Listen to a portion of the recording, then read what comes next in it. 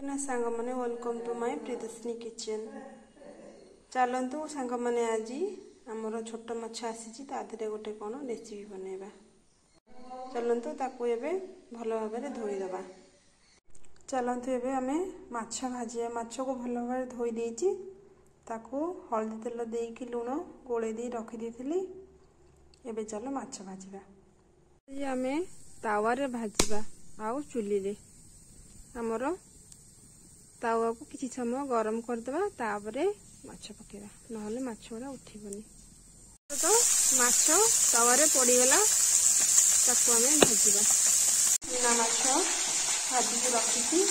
चलंतु सांग माने एबे चूना माछ पई मसला रेडी करिबा। कढ़ी गरम हो गलानी।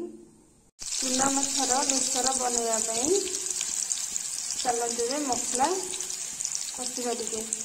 कढ़ी तो गरम हो जाइला, सेतरे मु पियाज पकई देछि। पियाज भल भाव हो गला परे बटा होइया जीरा, सोरिष, लंका, टमाटो, कंचा लंका काटिकी रखिछि, सेतरे एबे देइदबा। पियाज तो आमर हेई आसला, बाकी रखिथिया मसला को ढाली देइछि, ताकू एबे किछि समय कसिदबा।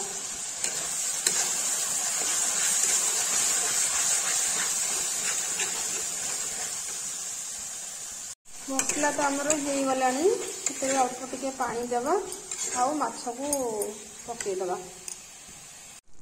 माछ आमर पकई देई किछि समय ताकू एकर सेकर करी पानी देबा। आ सेतरे खंडे आंबुल देबा।